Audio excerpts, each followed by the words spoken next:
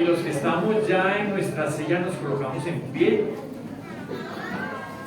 y vamos a entonar el himno número 326. Lleva por título La hermosa visión de la cruz. Y eso es lo que nos reúne a nosotros el día de hoy aquí como iglesias locales. Como bien decía el hermano, no hay 4 iglesias locales, somos uno en Cristo, somos la iglesia de Cristo. La hermosa visión de la cruz, himno 326.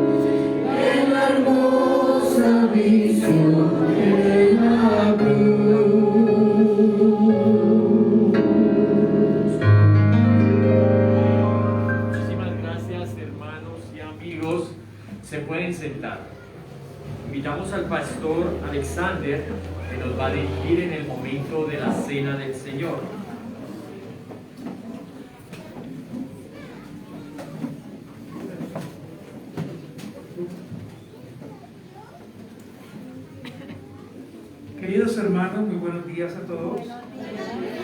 El Señor les bendiga en esta mañana. Damos al Señor la gloria y la honra por darnos este gran privilegio de estar como iglesia, como una sola iglesia, unidos para buscar al Señor en oración y poderle adorar con un espíritu sacro, hermanos. Voy a invitarle a usted para que me acompañe a 1 Corintios, capítulo 11, versículo 29 y versículo 30. 1 Corintios, capítulo 11, versículo 29 y 30. Voy a esperar unos segundos para que usted tenga allí la palabra del Señor abierta. La cena del Señor, hermanos, qué gran privilegio.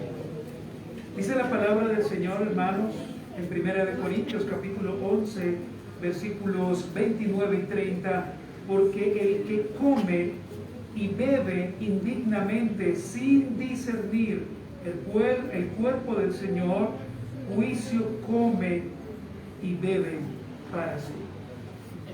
Antes de que tomemos la cena del Señor, queridos hermanos, queridos santos de Cristo, voy a invitarle a usted para que incline su rostro allí donde usted está y oremos y presentemos este maravilloso tiempo. Amado y buen Dios, es para nosotros un gozo venir ante el trono de la gracia. Señor, estamos agradecidos por la bendición que tú nos permites tener en esta mañana como una sola iglesia, la iglesia del Señor Jesús. Aquella, Señor, la cual compraste a precio de sangre, Señor. Agradecemos a ti, Señor, tu bondad y agradecemos a ti tu misericordia. Amén. Amada iglesia de Cristo, cuando se habla de tomar la cena del Señor dignamente, no se refiere a nuestra dignidad o a nuestra indignidad humana, ya que si fuera el hecho, nadie debiera tomarla. Aquellos que nos acercamos a la mesa del Señor debemos recordar siempre que somos pecadores lavados con la sangre de Cristo. Nosotros hemos sido dignos solo porque Cristo nos ha redimido, solo porque Cristo nos ha recibido a pesar de nuestra condición. Querida iglesia del Señor, solo por este hecho participamos de la cena del Señor. El Señor permite como un medio de gracia que sus escogidos, sus santos, lavados con su sangre, puedan tomar esta cena, puedan venir a su mesa. No por un mérito especial que haya en ninguno de nosotros. No por eso, hermanos. No podemos pensar que accedemos a la mesa porque tenemos algo especial en nosotros, sino por su misericordia, por su justicia imputada en nosotros. Solo por eso, hermanos, participamos de la mesa del Señor. En los versículos que hemos leído, hallamos advertencias claras de tomar la cena del Señor indignamente. Y la primera que usted puede encontrar allí en 1 Corintios 11, 29, le invito a que me acompañe una vez más, es la siguiente: comemos juicio, y allí me quiero detener. Porque el que come y bebe indignamente sin discernir el cuerpo del Señor, juicio come y bebe para sí. Aquel creyente que participa de la mesa del Señor sin discernir el cuerpo de Cristo sacrificado por los pecadores, y la toma como una comida común, simplemente para satisfacer su hambre física, se condena a sí mismo y está pecando. Se encuentra bajo condenación, se encuentra en culpa, y por ende, queridos hermanos, deben arrepentirse. Solamente el Señor, que es omnipresente, omnisciente y omnipotente, conoce realmente el corazón tuyo y mi corazón. Pero debemos entender, hermanos, que no tomamos esta cena como si fuera cualquier comida, como si fuera una comida de restaurante. Y discúlpeme utilizar esta expresión, Hermanos, la palabra juicio, según el diccionario Vine, es la palabra crisis. Y esta palabra denota varias cosas. En primer lugar, una separación. En segundo lugar, una decisión. En tercer lugar, un juicio, hablando en sentido legal, pero especialmente un juicio divino. Es por esto, querida iglesia, que antes de que usted y yo tomemos la cena del Señor, debemos orar en primer lugar para que nuestro entendimiento de la mesa del Señor sea el correcto. No podemos tomar la mesa del Señor a la ligera o con una mente entenebrecida. No podemos tomar la mesa del Señor o acceder a ella sin ningún entendimiento claro. Y estoy convencido, hermanos, y no tengo duda, que cada precioso y amado pastor ha hecho la tarea correcta de enseñar a su iglesia local cómo tomar la cena del Señor. Querida iglesia de Cristo, antes de venir a la mesa del Señor, debemos orar para no tergiversar esta ordenanza. Debemos orar, queridos hermanos, para que siempre accedamos a la mesa del Señor con gozo.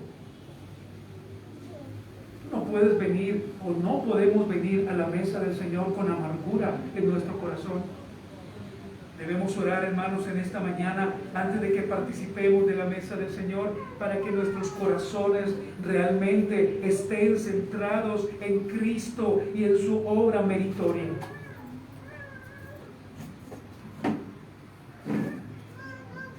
Debemos orar también, hermanos, para comprender que cada vez que participamos de la mesa, lo que realmente estamos haciendo es anunciando su venida.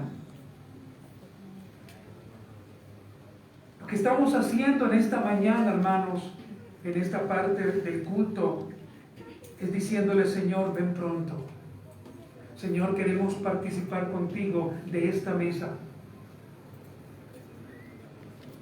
El versículo 26 dice: pues cada vez que coman este pan y beban esta copa, anuncian la muerte del Señor hasta que vuelva. Y finalmente, hermanos, debemos orar para seguir perseverando como creyentes hasta su segunda venida. Hermanos, el privilegio que hoy tenemos es tan maravilloso, es tan alto, es tan sublime, que no nos estamos acercando a cualquier mesa, hermanos. Es la mesa del Señor. Quiero que por favor usted me pueda entender. Es la mesa de nuestro amado y buen Señor Jesucristo, con el cual un día usted y yo nos encontraremos. Ahora, hermanos, quiero cerrar sencillamente para que nos preparemos, nos pongamos de pie y oremos todos juntos. Quiero simplemente enseñarle a usted cuando comemos juicio. Comemos juicio, hermanos, cuando no percibimos con fe al venir a su mesa el cuerpo y la sangre del Señor. Comemos juicio cuando participamos de la mesa del Señor con despreocupación, no pensando en su cuerpo, el cual fue inmolado por su pueblo. Comemos juicio cuando tratamos con total indiferencia el recuerdo del Señor al venir a su mesa. Comemos juicio cuando al venir a la mesa de comunión tratamos los elementos como si fuera cualquier comida, como si fuera cualquier cosa. Y comemos juicio, hermanos, cuando dejamos de entender que a través de la participación de la cena del Señor, su presencia es tangible. Debemos tener cuidado, hermanos. Debemos tener cuidado, iglesia. Porque sin darnos cuenta podemos estar comiendo juicio simplemente por no tener un entendimiento claro de la palabra de Dios. Permítame dar 3 conclusiones y le invitaré a usted para que se ponga de pie. Debemos venir a la mesa del Señor con temor y con temblor, ya que no estamos participando de cualquier cena. Número 2, no tomemos la cena del Señor a la ligera. Sin conocimiento podríamos pecar ignorantemente.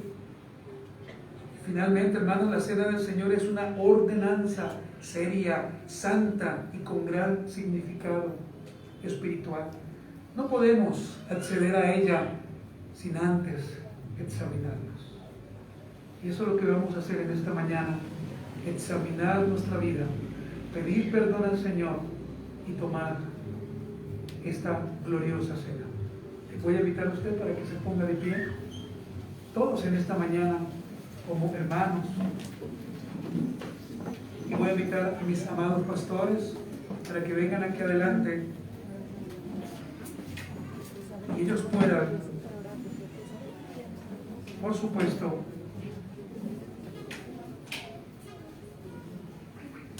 compartirles a cada uno de ustedes los elementos. Hermanos, todos juntos inclinemos nuestro rostro. Que todos estemos en esta mañana en reverencia. Y mientras que voy orando, quiero que usted se examine. Yo también lo haré. Y le pidamos al Señor perdón por nuestras faltas, por tomar la cena a la ligera. Y vamos también, hermanos, a decirle al Señor que nos ayude a prepararnos cada día para esta preciosa ordenanza. Oremos. Señor amado, en esta mañana, una vez más, venimos ante ti, Señor. Una vez más nos presentamos, Señor, como cada amado pastor lo ha hecho, Señor, a través de cada enseñanza, a través de esta correcta exposición de tu palabra. Hoy, Señor, te pedimos, como un medio de gracia, que nos permitas meditar en tu palabra, que nos permitas meditar, Señor, en lo que hemos escuchado en esta mañana, que nos permitas, Señor de la gloria, autoexaminarnos como creyentes, Señor. Perdónanos por nuestras faltas. Perdona, Señor de la gloria, todas aquellas cosas que mal hacemos todos los días. Oh, mi Dios, solamente tú nos puedes perdonar. Solamente tú nos puedes ayudar, Señor.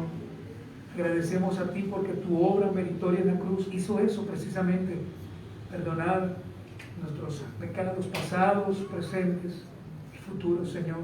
Pero esto no significa que debamos tomar la gracia para pecar. Al contrario, esto significa que debemos vivir para ti, Señor, correctamente.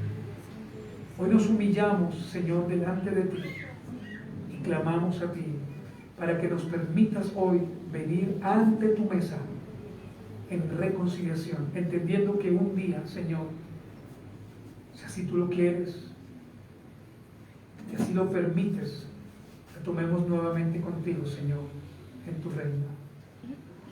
Gracias, Señor. Amén. Muy bien, hermanos. Van a estar los pastores dándole a ustedes o entregándoles los elementos. Así que los hermanos que por supuesto han entendido la connotación de tomar la cena del Señor y todo lo que se nos ha enseñado de una manera correcta, vamos a hacerlo, hermanos. Aquellos que hoy toman la cena del Señor, por favor, permanezcan en pie.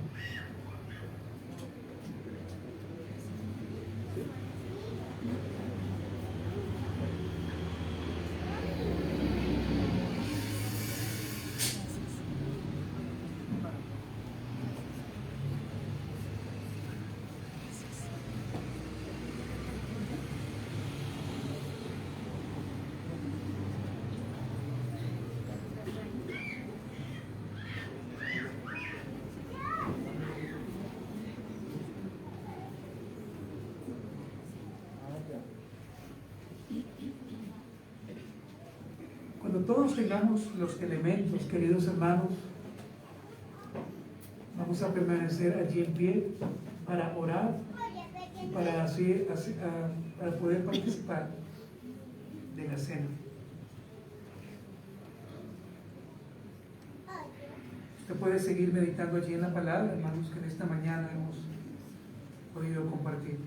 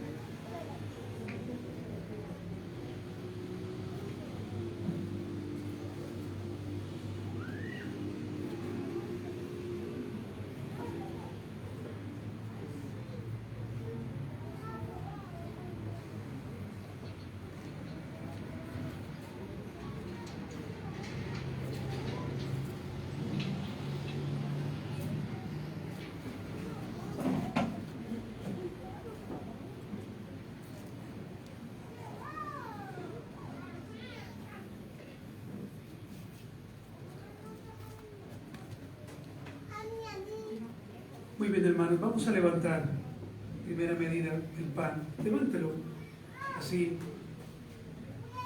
Y juntos oremos a Dios y demos gracias. Porque este cuerpo, o este pan mejor, tipifica el cuerpo inmolado por usted y por mí. Señor amado, una vez más queremos agradecerte a ti, Señor, por esta preciosa oportunidad que tú nos das como hermanos de venir juntos, Señor. Padre, hemos entendido que esto es un medio de gracia maravilloso y glorioso que tú nos permites disfrutar. Oramos, Señor, entendiendo la bendición tan maravillosa que hoy podemos compartir, Señor, con nuestros hermanos. Gracias, Cristo, por haber muerto, por haber ido a la cruz y por habernos dado vida eterna. ¿Puede usted tomar el pan y comerlo?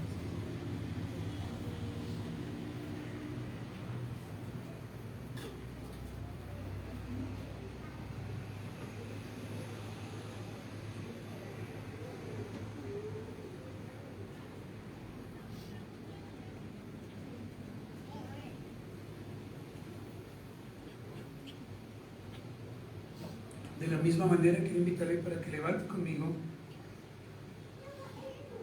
solamente en símbolo de respeto y de adoración, la copa y oremos. Mi amado y buen Señor, fue tu sangre, Señor, la que nos lavó de nuestros pecados. Fue tu sangre, Señor, la que nos dio acceso libre ante el trono de la gracia. Fue tu sangre, Señor, la que pudo lavar mis pecados pasados, presentes y futuros. Señor, gracias, porque podemos disfrutar, Señor, de este precioso medio que tú has dispuesto para el crecimiento de los santos y de tu pueblo. Hoy, Señor, tomamos este jugo de la vida, reconociendo, Señor, y haciendo tu voluntad en el nombre del Señor. Participemos, hermanos.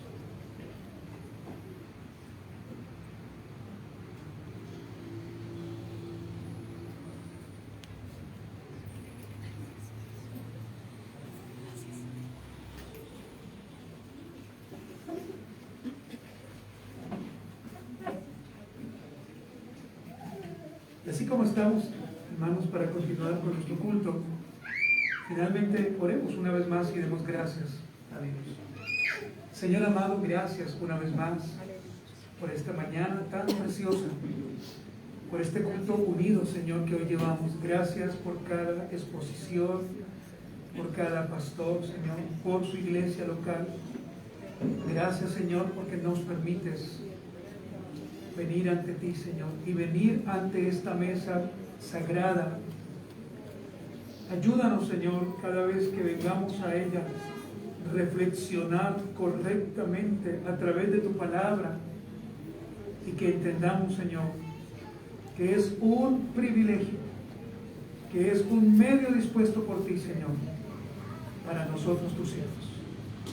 Gracias, Señor. Amén.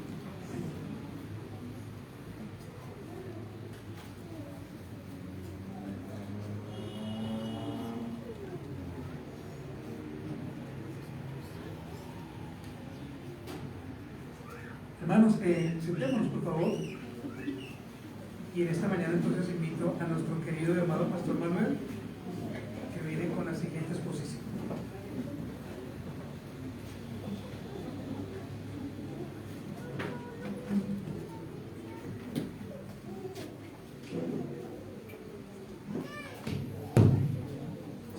Hermanos, el Señor les bendiga. Bueno, es un honor de parte del Señor poder compartir con ustedes el tema que me correspondió, que es sola Escritura.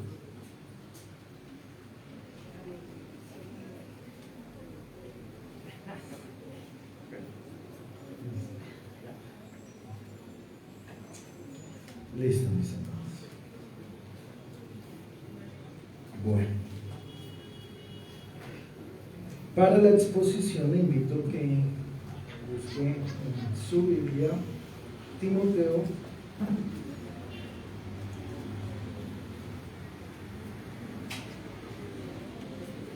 segunda de Timoteo, capítulo 2.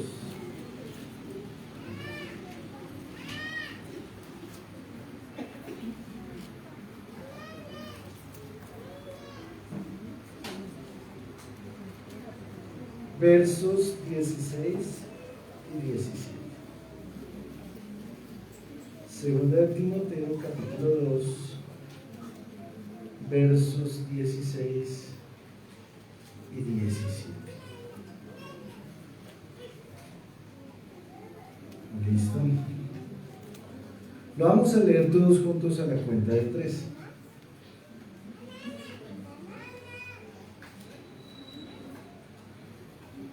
¿Listo? A la 1, a las 2 y a las 3. Toda la escritura es inspirada por Dios y útil para enseñar, para redarguir, para corregir, para instruir en justicia, a fin de que el hombre de Dios sea perfecto, enteramente preparado para toda buena obra. Amén. Cierre sus ojos ahí donde está. Por favor, vamos a hablar. Padre, nuevamente nos presentamos, Señor, como los más necesitados de tu gracia y de tu misericordia. Por tanto, rogando tu asistencia, Señor, en medio de la exposición de sola Escritura. Por favor, Padre, dirige mis palabras de tal modo que tu pueblo sea edificado y podamos juntos honrar y glorificar tu nombre. Ten misericordia de mí, Señor, y permíteme ser un instrumento de honra para ti. Por eso en tus manos me encomiendo y ruego para que nos seas propicio a nuestra necesidad. Te damos muchas gracias, Padre, y confiamos en tu asistencia y cuidado por los méritos de Cristo Jesús, nuestro Señor. Amén y amén. Bueno, me correspondió compartirles sola Escritura. Sola Escritura es el pináculo de las solas. ¿Por qué? Porque de ellas se derivan las demás. Entonces, imagínense la tremenda responsabilidad de compartir el fundamento acerca del cual se desarrolla todo el proceso de reforma. Pues no es nada sencillo, voy a intentar recoger lo mayor posible. Sabrán ustedes que se encuentra muchísima información. Yo traté de sacar lo que consideré a mi juicio más relevante. Por lo cual les ruego sea paciente conmigo y entiéndame que el tiempo no nos da para hacer mucho de lo que debiéramos hacer. Vamos a ver 4 cosas acerca de esto. Primero, ¿qué es la sola Escritura? Para que nos familiaricemos con ello. Segundo, una breve reseña histórica, muy breve, de sola Escritura. Tercero, vamos a trabajar nuestro texto clave tratando de resaltar la sola Escritura en relación a nuestra Confesión Bautista de Fe de 1689. Y por último trataremos de abordar un texto muy breve también con unas conclusiones para luego llegar a unas aplicaciones. Entonces vamos a empezar, espero que se suba conmigo a esta aventura que no es nada sencilla, es más difícil reducir información. Bueno, la sola Escritura fue el grito de guerra de la Reforma Protestante. Ya el pastor Luis nos mencionó algo, voy a complementarlo. Por siglos la Iglesia Católica Romana ha considerado sus tradiciones superiores en autoridad a la Biblia. Esto dio como resultado a muchas prácticas que eran de hecho contradictorias a la Biblia. Algunos ejemplos son la oración a los santos, las indulgencias, la Inmaculada Concepción, la transubstanciación, el bautismo de infantes, la autoridad papal, entre otros. Entonces, de acuerdo a esto, decimos que este principio de sola escritura surge para restaurar la autoridad de la palabra de Dios y derribar toda práctica y pensamientos contrarios, de modo que pueda salvaguardarse la integridad de la fe en la palabra de Dios. Ahora, sola escritura es sostenida por las teologías reformadas y afirma que las escrituras deben gobernar sobre las tradiciones e interpretaciones de la Iglesia que se consideran, obviamente, sujetas a las escrituras. Todas las tradiciones, credos y enseñanzas de la Iglesia deben estar en unidad con las enseñanzas de las escrituras, como la palabra de Dios divinamente inspirada. Solo la escritura afirma que la Biblia puede y debe ser interpretada por sí misma, siendo un área de la escritura útil para interpretar otras. Este principio se basa en gran parte en el texto que acabamos de leer, que dice que toda escritura es inspirada por Dios y es útil para enseñar, para reprender, para corregir, para instruir en justicia. El hecho de que la escritura pueda interpretarse a sí misma es un medio por el cual mostrar la unidad de la escritura como un todo. Como todas las doctrinas se forman a través del entendimiento de las escrituras, se debe encontrar que todas las doctrinas se alineen con las escrituras y como tales están sujetas a las escrituras antes de que el creyente pueda empezar o comenzar a aplicarlas. ¿Qué quiero decir en este punto? Sencillo, que la reforma lo que hizo fue restaurar el lugar de la palabra de Dios. ¿Para qué? Para que todos aquellos que llegamos a la fe en Jesucristo tengamos un lugar seguro en el cual apoyarnos y de él poder construir una fe que sea conforme a la revelación de Dios o a lo que nosotros consideramos revelación de Dios. Ese es el primer punto. El segundo, la reseña histórica. Cuando hablamos de la reseña histórica, el pastor Luis nos comentó algo diciéndonos que varios hombres contribuyeron a este proceso. Dentro de ellos, el más destacado fue Martín Lutero. Entonces, hablamos de Martín Lutero porque fue el que, por gracia de Dios, dirigió, o más bien impulsó este movimiento con sus 95 tesis. Pero para entenderlo mejor, nuevamente voy a hacer una reseña de quién fue Martín Lutero y cómo llegó a hacer las 95 tesis que aseguraban lo que él creía por la escritura y que iba directamente en contra de las tradiciones de la Iglesia Católica. Ya el pastor Luis lo dijo, pero vuelvo y lo repito, ¿por qué referenciamos a la Iglesia Católica? Porque era la que predominaba sobre la fe cristiana e imponía los lineamientos que debían seguir los que se llamaban cristianos. Entonces, ¿qué podemos decir de Martín Lutero? Bueno, Martín Lutero no venía de una familia católica. De hecho, pues su padre lo que quería era que él fuera un funcionario público. Sin embargo, Dios en su gracia, en medio de un evento, de una tormenta, en el año 1505, tuvo una experiencia donde él pidió ser salvado, de tal manera que si lo lograba, se ofrecía a convertirse en monje, y él en ese momento se encomendó a Santa Ana, de tal manera que al ser salvado, lo que él hizo fue ingresar a un monasterio agustino en Erfurt. Luego de ingresar al monasterio, él empezó a reflexionar de tal manera que empezó a aprender hebreo y griego para poder interpretar mejor las escrituras. Debido a diferentes experiencias, una de ellas que fue la visita a Roma, él pudo ver las inconsistencias que se daban en medio de la práctica cristiana y cómo ésta iba en contra de la revelación de la palabra de Dios, de tal modo que en forma de protesta decidió hacer sus 95 tesis, que eran las que hablaban de aquello que él denunciaba, con lo cual estaba en contra. Cuando Lutero escribió esas 95 tesis en la iglesia de Wittenberg, expresa su rechazo a las prácticas alejadas de los principios de los primeros cristianos, así como una reforma de la iglesia que por supuesto molestó al Papa y a todo su séquito. Después de haber un largo periodo de oscuridad y de haber cerrado la palabra de Dios al pueblo, Lutero se dedicó a traducir la Biblia y a hacerla de conocimiento público.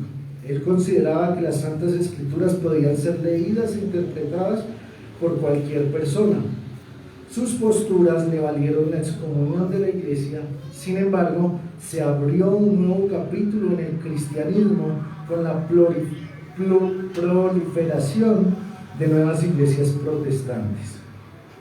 Dentro del juicio que le hicieron a Lutero, algo que quedó marcado allí en la historia fue en su declaración. Resulta que a Lutero lo llevan ante, en ese momento, creo que era Carlos V, y los sacerdotes que estaban allí, y le piden que diga sí. Dos preguntas le hicieron: los escritos que habían allí eran de él y que si se retractaba. Entonces al principio él trató de explicar y todo, y le dijeron no, sencillamente diga lo que se le está pidiendo y no diga más. Y allí fue lo que él mencionó, que se volvió icónico en el pensamiento protestante cristiano, que es lo siguiente. Cito a Lutero: por tanto, a menos que yo sea persuadido o convencido por el testimonio de la Escritura o por el más claro razonamiento, a menos que sea persuadido por medio de los pasajes que he citado, y a menos que mi conciencia sea sometida de esta manera por la palabra de Dios, no puedo retractarme y no lo haré, porque es peligroso para un cristiano el hablar en contra de su conciencia, de manera que me mantengo firme, no puedo hacer otra cosa, que Dios me ayude. Amén. Ese fue el sello de la declaración, y por la cual fue excomulgado y reo de muerte. Brevemente, esa es la historia del nacimiento de la Reforma Protestante hace 504 años. Ahora vamos a ver cómo eso impactó, porque la Reforma no se quedó ahí, sino empezó a desarrollarse, y como consecuencia, por lo menos nosotros hemos sido herederos de la Confesión Bautista de Fe. Y es allí donde vamos a nuestro texto de 2 de Timoteo capítulo 2, versos 16 y 17. Ese es mi tercer punto. Entonces, vamos a tratar, por eso les digo que trato de ser muy breve, de revisar el texto en los aspectos generales que le aportan a lo que sola Escritura representa. Evidentemente hay muchos pasajes que le aportan otros elementos, pero tomamos el que ha recogido en gran medida el sentir. De hecho, cuando investigamos sola Escritura aparece este pasaje repetidamente, porque es el faro que alumbra el entendimiento de nuestra fe cristiana, llevándonos a poner toda nuestra confianza en la palabra de Dios. Ahora, cuando el texto habla de toda la Escritura, necesitamos entender que para llegar a esa expresión, hoy nosotros somos bendecidos, porque toda la Escritura, cuando fue escrita esta epístola por el apóstol Pablo, lo que había era el Antiguo Testamento. ¿Cómo llegó esta porción a ser parte del Nuevo Testamento? Eso es otro proceso histórico. En el año 367, hasta donde se sabe, fue Atanasio el que reconoció esos 27 libros que conocemos hoy como el Nuevo Testamento. Pero no solo él contribuyó, hubieron varias personas que participaron allí: Ireneo, Orígenes, Clemente de Alejandría, Eusebio, entre otros, que participaron en la reunión de lo que se consideró el canon, teniendo en cuenta los escritos que rondaban en la iglesia, es decir, que pasaban entre las iglesias, de tal manera que fueron reconocidos los que primero eran más evidentes, que eran escritos por los apóstoles, y luego los que generaban dudas, pero al final el consenso lo tuvo la iglesia y recibió los 27 libros, que no solo eran evidentes por su forma de escritura, sino también porque los que los habían escrito en la mayoría de los casos eran los apóstoles. Entonces, cuando el texto habla de toda la escritura, hace referencia a toda la revelación de Dios en el Antiguo y en el Nuevo Testamento, de acuerdo a lo que Dios quiso dar a conocer de sí mismo. La segunda parte del verso es inspirada por Dios, es decir, que subraya que cada parte del discurso que se usa en la Biblia o en la palabra es inspirada por Dios, es decir, es inscrita por Dios. Ahora, ¿cómo podemos traducirla mejor? Es exhalada por Dios, ya que el énfasis está en el origen divino de la revelación inscrita en sí misma.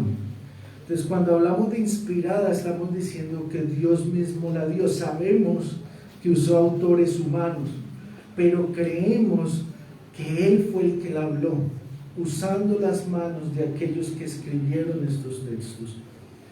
Ahora, en nuestra confesión de fe, todo se va a encontrar en el capítulo 1 de la confesión. Voy a tratar de citar brevemente, porque todo el capítulo 1 de la confesión nos habla de sola escritura, de cómo esa sola escritura es la base completa de nuestra fe. De hecho, por eso mismo están de primeras en la confesión, porque de ella se va a derivar todo nuestro conocimiento de Dios, de sus ordenanzas, de sus decretos, de lo que se nos demanda, de qué debemos creer y qué no debemos creer. Por eso, si falla la sola escritura, toda nuestra fe queda en vilo, toda nuestra fe puede caerse en algún momento. De ahí que nosotros, con la seguridad de la sola escritura, podemos tener claro que realmente Dios mismo fue el que nos dio su palabra para que nosotros pudiésemos conocerle, pudiésemos buscarle y pudiésemos asimismo adorarle. Solo voy a citar los párrafos, no alcanzo a leer todo. Entonces, acerca de que es inspirada, el párrafo 3 y el párrafo 6 de nuestra confesión nos lo manifiesta. Acerca de su utilidad, que es útil para enseñar, redarguir, para corregir, para instruir en justicia. Cuando nosotros pensamos en la utilidad de las Escrituras, es muy importante, dado que no es solo un libro histórico de fe o ético, motivacional, sino que constituye una finalidad.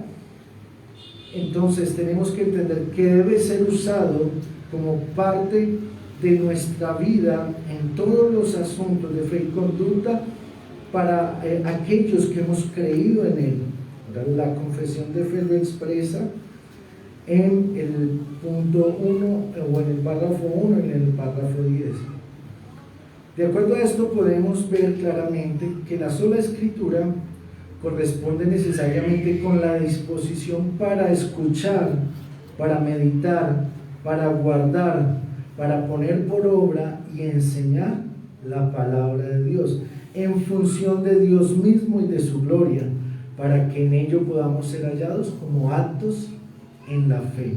Cada una de estas cosas que acabé de mencionar, escuchar, meditar, guardar, poner por obra y enseñar, deben ser prácticas que rodean a cada creyente y lo hacen para que en la meditación de la palabra, para que en el entendimiento de la palabra pueda no solo afirmar su fe, sino también desarrollarla.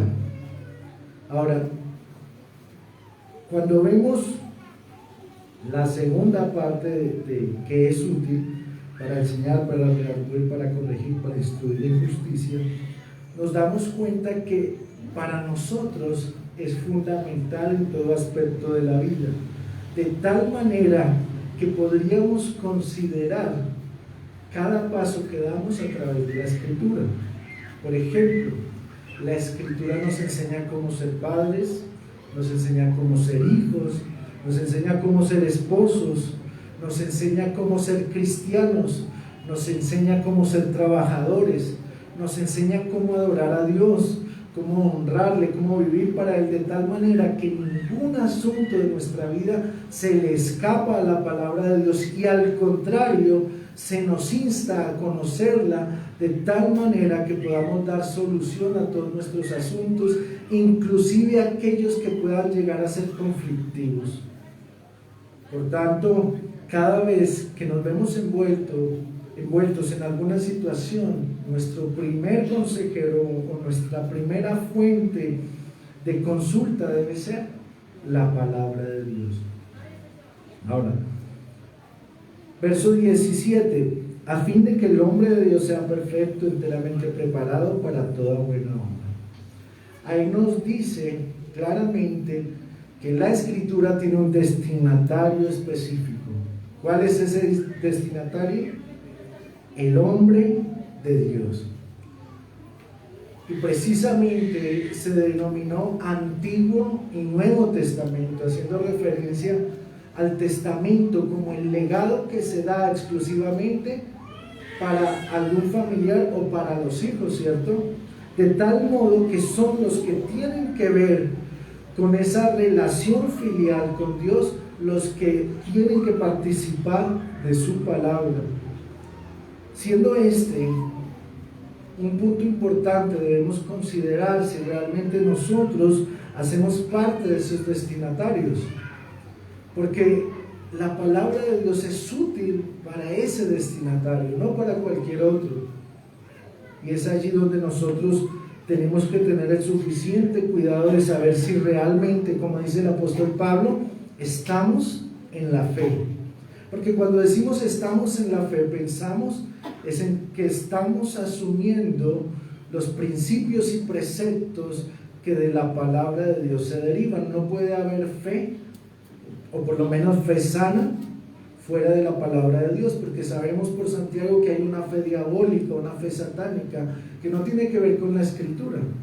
Pero la fe sana, la fe que viene de Dios, es aquella que nace de la Escritura. De tal modo que es importante recalcar esto para nosotros, porque como mismo dice el apóstol Pablo, no sea que creyendo haberlo alcanzado venga a ser eliminado, que no sea que creyendo nosotros estar en la fe vayamos a ser destruidos y nos pase como dice allá en Mateo 25, de que el Señor nos diga: apartaos de mí, malditos hacedores de maldad. Entonces tenemos que tener cuidado de ser aquellos para los cuales la palabra de Dios fue enviada. Pero además de eso nos da una aplicación específica, y es para realizar buenas obras. De acuerdo con esto podemos asegurar que no es necesariamente para buscar nuestro beneficio o nuestro provecho, sino más bien es para buscar el beneficio o el provecho de la gloria de Dios, que se da a través de las buenas obras. ¿Por qué? Porque por medio de nuestras buenas obras los hombres pueden conocer a Dios, ¿sí? Entonces es importante tenerlo claro para el desarrollo de nuestra fe. Bien, lo último son las conclusiones y las aplicaciones. Lamentablemente es muy incómodo, por lo menos para mí, tener que reducir tanta información a lo que hay. Pero déjenme decirle algo. Una preocupación que no solo tuvo Lutero, sino a través de la historia tuvieron los hombres de Dios es, primero, ¿cómo identificar la fe sana? Segundo, ¿cómo identificar el error? Tercero, ¿cómo combatir el error con la fe sana? Y vemos por la Escritura que el principio siempre ha sido conocer la fe sana, conocer la Escritura. De tal manera que Dios mismo nos amonesta a que hablemos de ella, meditemos en ella, la consideremos cada momento, cada instante. ¿Sí recuerdan el texto de Deuteronomio? Cuando vayas por el camino, cuando te acuestes, cuando te levantes. Ahora, ¿para qué? Para que la tengamos clara cada uno de nosotros. Entonces, lo primero es conocer qué dice la palabra de Dios acerca de Dios y de lo que nosotros somos y debemos hacer para Él. Porque no olvidemos que somos criaturas, que por gracia fuimos llamados a ser parte del reino de Dios. Entonces, lo primero es conocerla. Al conocerla viene lo segundo: podemos combatir el error, porque lamentablemente mucho error hay y muchas cosas que se hacen se derivan de que lo que hacemos lo hacemos por imitación. Entonces alguien más lo hace, entonces como ese lo hace, yo también lo hago, y muchas veces le atribuimos el calificativo de hombres de Dios a aquellos que hacen cosas contrarias a la palabra de Dios. ¿Por qué? Porque no conocemos la palabra de Dios. Entonces tenemos que tener mucho cuidado, y de hecho somos amonestados a juzgar todas las cosas, porque a través de ello podemos identificar el error. Pero ¿cómo las juzgamos? A través de la verdad. Entonces, la única forma de identificar el error es conociendo la verdad. ¿Y cómo entonces podemos combatir el error? Bueno, eso es más difícil, porque con dificultad llegamos a la verdad. Pues nos cuesta mucho más combatir el error. Lo primero, en cualquier batalla que como cristianos libramos, es ser humildes, porque el error no se combate con soberbia. No podemos pagar mal por bien, sino que somos llamados a con humildad tratar de persuadir a los que se desvían, a los que erran, y es a través de la palabra de Dios. Entonces, de acuerdo a eso, tenemos esa enorme responsabilidad de buscar la manera de, primero, ser testimonio para otros, porque yo no puedo combatir el error con más pecado. El error yo lo combato siendo ejemplo primero que todo, ¿cierto? Porque no voy a combatir la soberbia con más soberbia. Entonces necesito ser ejemplo entre los creyentes, necesito conocer la palabra de Dios, necesito con humildad poder compartirla, necesito saber cuándo no debo compartir más con alguien. ¿Por qué? Porque acuérdese la amonestación del apóstol Pablo a Timoteo: no te metas en discusiones necias que para nada aprovechan. Hay personas con las que definitivamente no vamos a poder llegar a un punto de acuerdo, por lo cual, manteniendo la verdad, debemos seguir firmes, abandonando todo aquello que es contrario a Dios y a su palabra. Esa es la forma, y termino con esto. Unas palabras del doctor Martin Lloyd-Jones, que fue uno de los grandes hombres de la fe y uno de los grandes teólogos del último siglo. Él dijo lo siguiente: sin lugar a dudas, todos los problemas de la iglesia hoy y todos los problemas de la iglesia en el mundo se deben a una desviación de la autoridad de la palabra. Si nosotros tenemos dificultades en nuestra fe, si nuestra iglesia atraviesa dificultades en su fe, es porque quizás hemos perdido la autoridad de la palabra de Dios y necesitamos volver a ella. ¿Por qué? Porque si decimos que la Escritura, y voy a hablar de dos elementos, es suficiente para todos nuestros asuntos, entonces no hay nada que le haga falta.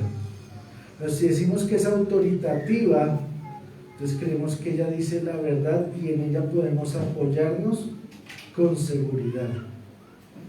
Entonces esa es la amonestación hoy, mis hermanos, a través de la sola Escritura, que volvamos a la Escritura, que le demos el lugar que corresponde y que entendamos que las banderas del ayer las tenemos que tomar hoy para sostener nuestra fe basados en la revelación que Dios estableció a través de su palabra. Amén. Vamos a orar. Padre, en el nombre de Jesús te damos gracias, Señor, por este pequeño espacio donde podemos meditar en lo que es la sola Escritura. Por favor, ayúdanos a considerarlo y ayúdanos, Señor, a volvernos a tu palabra, viéndola como la única fuente de autoridad suficiente para todos los asuntos de nuestra vida. Por favor, guíanos de tal modo que podamos mantenernos fieles en tu verdad y asimismo podamos llevarla a otros que no la tienen o que les escasean. Por eso en tus manos, Señor, nos ponemos y te damos muchas gracias, honrando y exaltando tu nombre, en Cristo Jesús nuestro Señor. Amén y amén. Le invito a que se ponga en pie. Vamos a entonar el himno Bellas Palabras de Vida.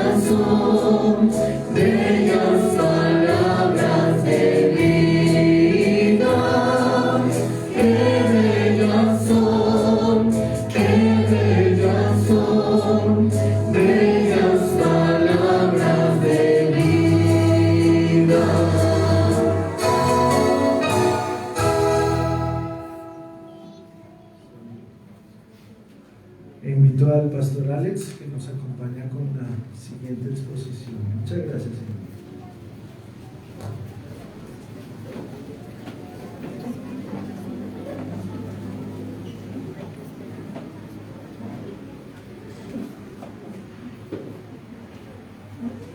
hermanos, muy buenos días una vez más. Acompáñenme, si usted es tan amable, a 1 Corintios, capítulo 10, versículo 31, hermanos.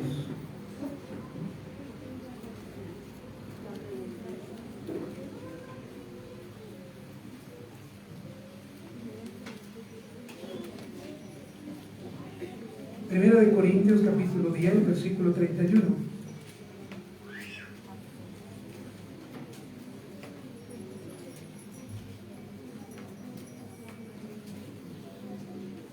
Muy bien, hermanos. Hasta aquí el Señor nos ha ayudado, ¿cierto, hermanos? Creo que todos estamos hoy gozosos, porque el Señor ha sido bueno, su misericordia se ha extendido sobre cada uno de nosotros y su amor inmensurable de la misma forma. 5 solas de la Reforma, hermanos, me han correspondido, porque así al Señor le ha placido. Soli Deo Gloria. Soli Deo Gloria. 1 Corintios 10:31, hermanos, vamos a leerla. Dice la palabra del Señor: si pues coméis o bebéis o hacéis otra cosa, ¿qué dice el apóstol Pablo? Hacedlo todo para gloria de Dios. Oremos. Maravilloso y buen Maestro, es para nosotros un gusto enorme dirigirnos ante nuestro Padre, dando gracias por este tiempo, por este culto unido, el cual estamos participando, Señor. Una sola iglesia que es la tuya, Dios. Señor, ayúdanos. Síguenos dando fuerza, Señor. Síguenos dando la gracia, la sabiduría. Que la siguiente exposición, Señor, sea trazada de acuerdo a tus parámetros. Que nuestros hermanos en esta mañana puedan desaprender para aprender, Señor, y que juntos, Señor, podamos reconocer que todas las cosas que hagamos, aún lo más mínimo, es para tu gloria, Señor. En nuestro corazón, en nuestra mente, no puede haber nada que no glorifique tu nombre, Padre. Señor, muchas gracias, y asístenos, Espíritu Santo. Amén.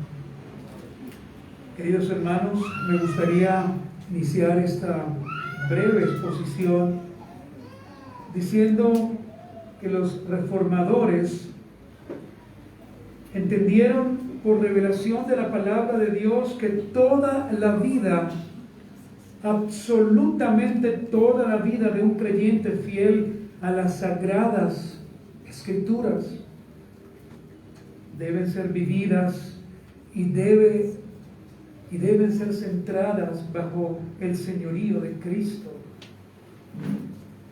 lo que significa que cada actividad del cristiano debe ser para la gloria de Dios. No podemos hacer absolutamente nada, hermanos, sin glorificar a Cristo. Todas las cosas que a diario hacemos, querido hermano, querida hermana, querido niño, jovencito y jovencita que me escuchas, deben contener la gloria de Dios, ya que en el mismo instante en que fuimos llamados y fuimos salvados por el Señor, en ese mismo momento las vendas de la oscuridad, las cuales teníamos, fueron quitadas de nuestros ojos, para que pudiésemos ver su gloria, su gracia, y para que entendiéramos que todas las cosas, queridos hermanos, le pertenecen a Dios. Tu casa, si la tienes, no es tuya, el Señor te la ha provisto. Ese auto que Dios por gracia te ha dado no es tuyo, es del Señor. Simplemente somos administradores. Nuestra propia vida nuestra familia, nuestra esposa, nuestros hijos son del Señor, pero nosotros debemos saberlas administrar porque todo es del Señor, hermanos.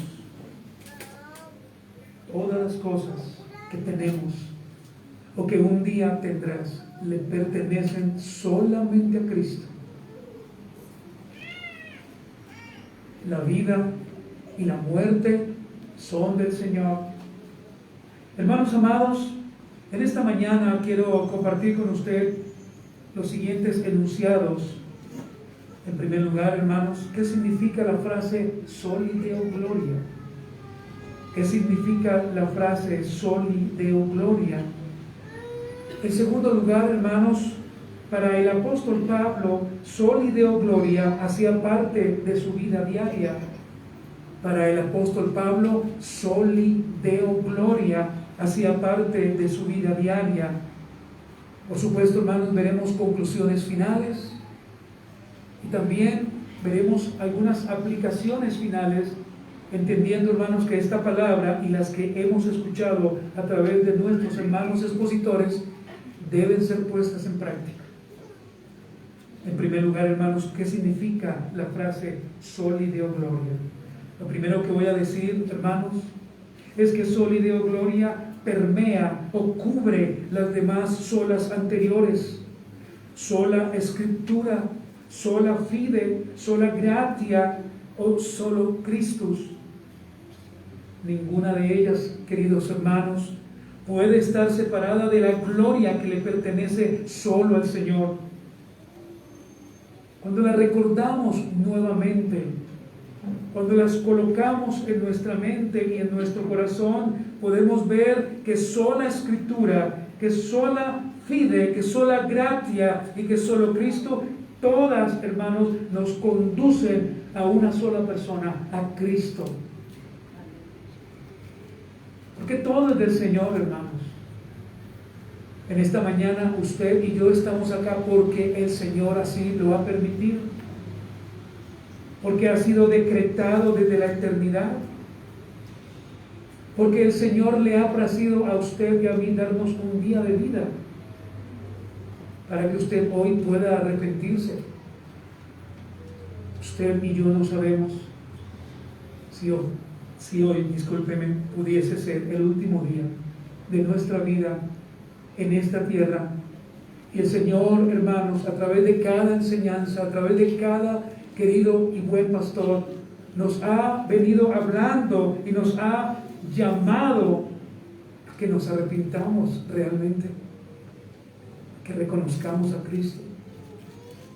Teniendo en cuenta esto, hermanos, la frase en latín soli Deo gloria significa o nos lleva a entender, en primer lugar, hermanos, solamente se le debe dar la gloria a Dios en la salvación de los pecadores. Permítame repetirlo una vez más. Solamente se le debe dar la gloria a Dios en la salvación de los pecadores.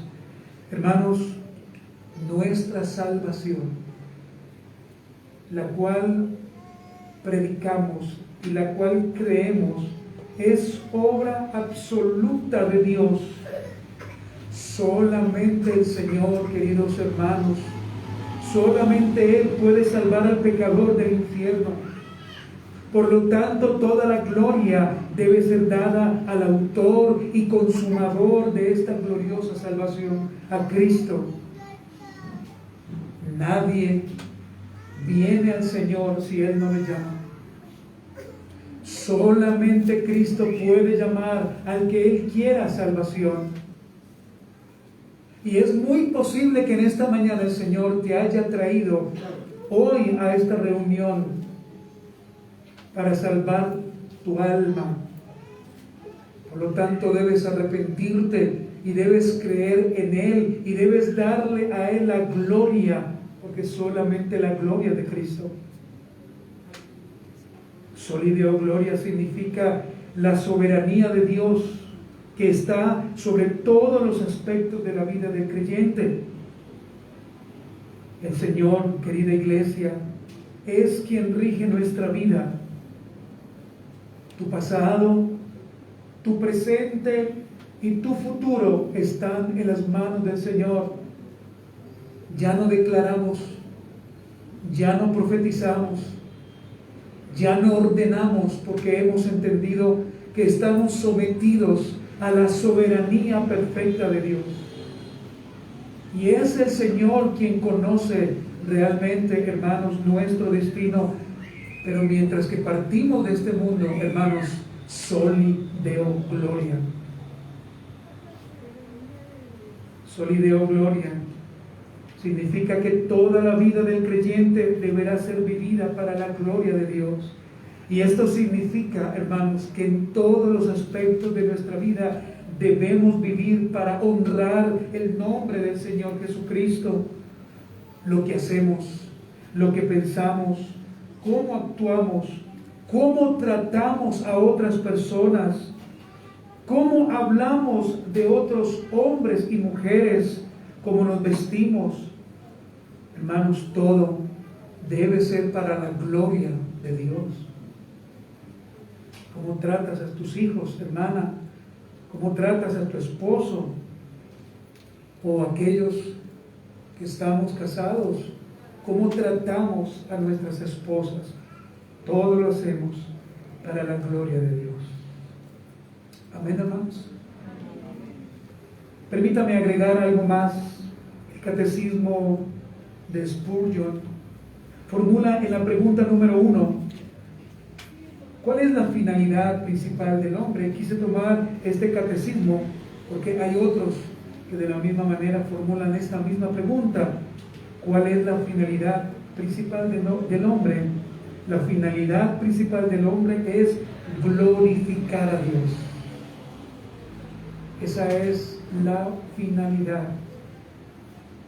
A eso Dios nos ha llamado, hermanos. Cada vez que vengas a tu iglesia local, glorifica a Dios. Enséñale a tus hijos a glorificar a Dios.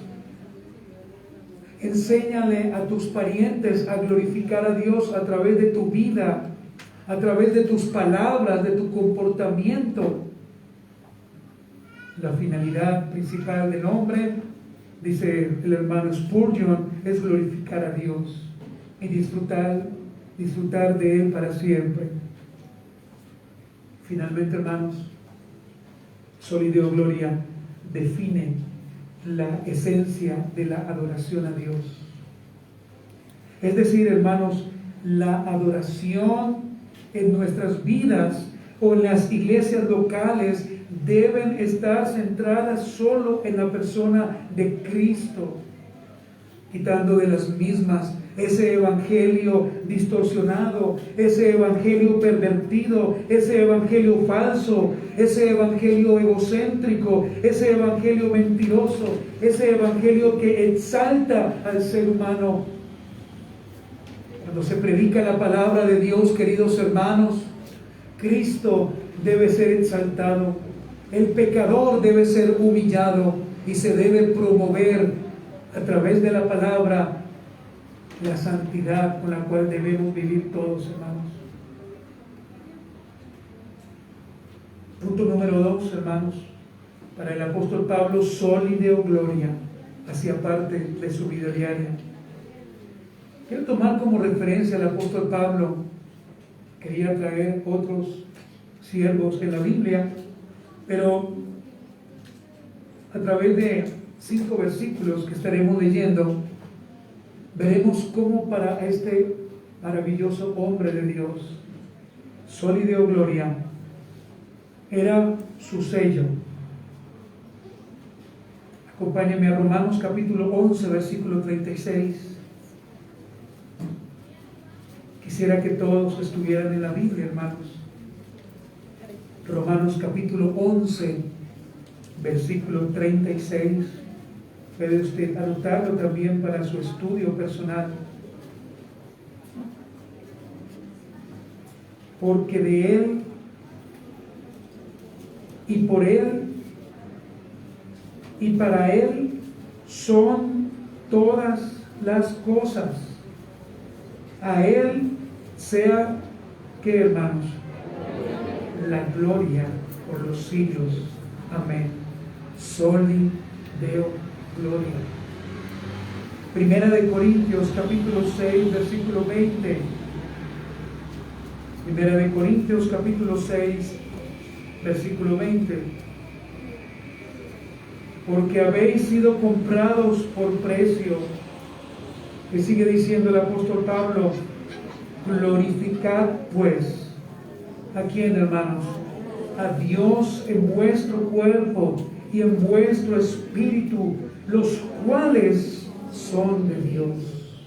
Soli Deo Gloria. Filipenses capítulo 4 versículo 4, regocijaos en el Señor siempre. Otra vez digo, regocijaos. Amados hermanos, Pablo escribe a estos fieles hermanos en Filipos, y por medio de esta frase lo que está haciendo notar es que están gozosos en el Señor sin importar la situación que sea, es darle al Señor Soli Deo Gloria. No importa, hermanos, la situación que vivamos, sea buena o sea mala. Soli Deo Gloria. Es decir, toda la gloria es para el Señor. Si vivimos, si morimos, Soli Deo Gloria, hermanos. Si el Señor concede que tengas una casa, y si no la concede, Soli Deo Gloria.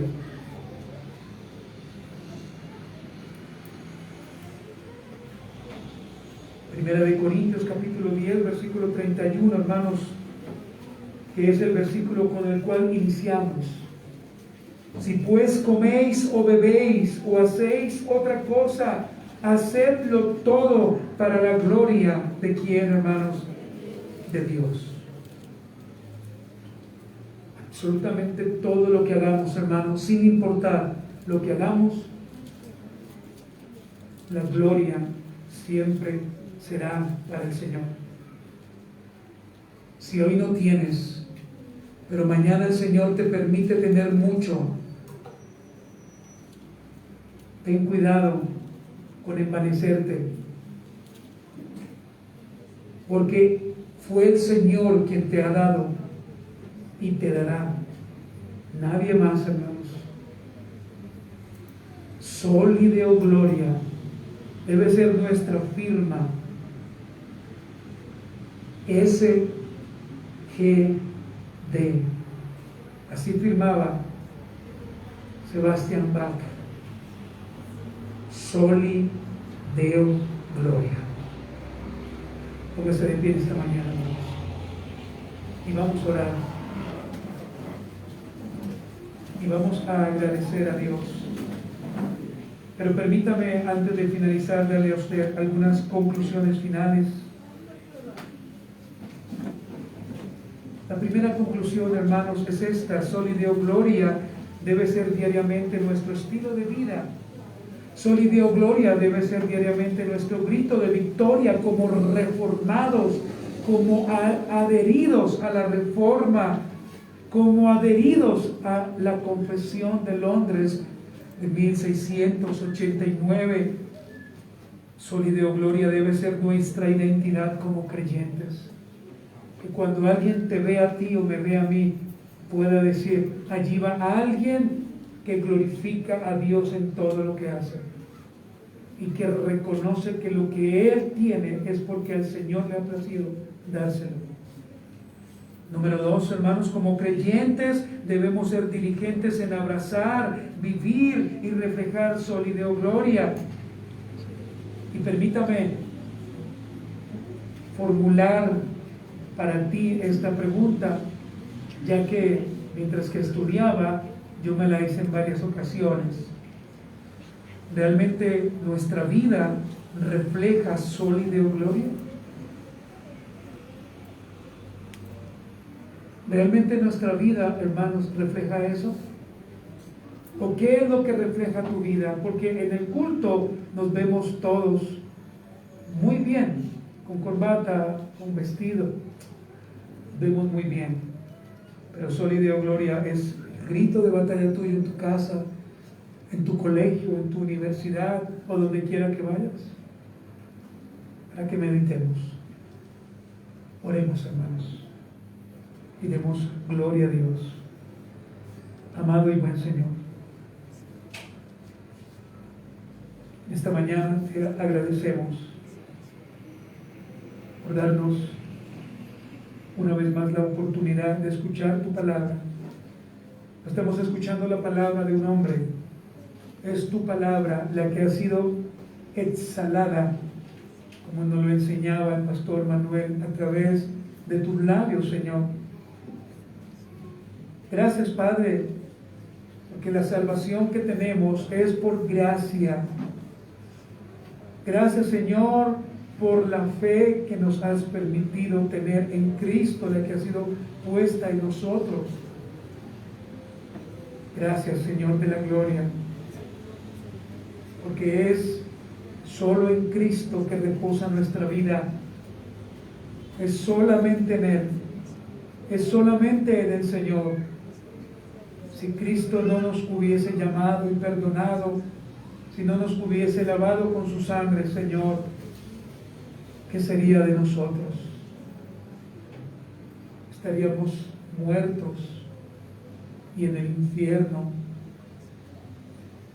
Señor, gracias por la sola Escritura, porque a través de ella, Señor, podemos ser grandes o pequeños o medianos apologistas.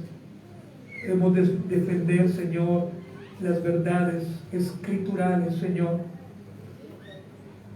Gracias, Señor, por soli Deo gloria. Toda la gloria es para ti. ¿Por qué no le da la gloria al Señor en esta mañana? ¿Por qué no le agradece a Dios por su familia? Porque Dios le ha guardado, por sus padres, por sus hermanos, su esposo, esposa e hijos, por su iglesia local, por el pastor que el Señor, por los pastores que el Señor, por su misericordia. Ustedes, hermanos, o todos tenemos. Gracias, Señor. Toda la gloria sea para ti, Dios. Toda la honra, toda la alabanza, mi Rey precioso. Nada de nosotros. Ayúdanos, Señor, a tener claro lo que dijo Juan el Bautista. Ayúdanos a menguar para que Él crezca. Por favor, te lo pedimos. En el nombre de Jesús. Amén.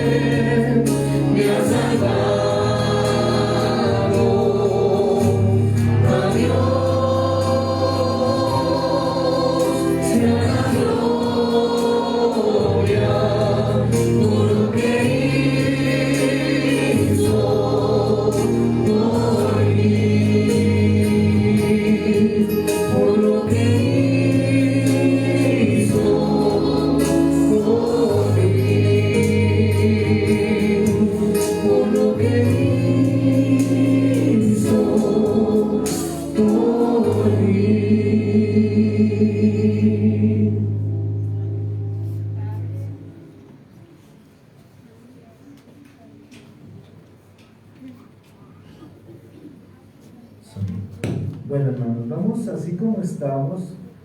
Lo que sigue a continuación es el almuerzo. Entonces vamos a orar por los alimentos. Luego de la oración, por favor nos vamos ubicando hacia los lados. Entonces ubicamos las sillas hacia los lados para que podamos estar cómodos. Y les indico el orden en el que vamos a ir pasando a recibirlo. ¿Listo? Entonces allí quieticos, ojitos cerrados, vamos a orar.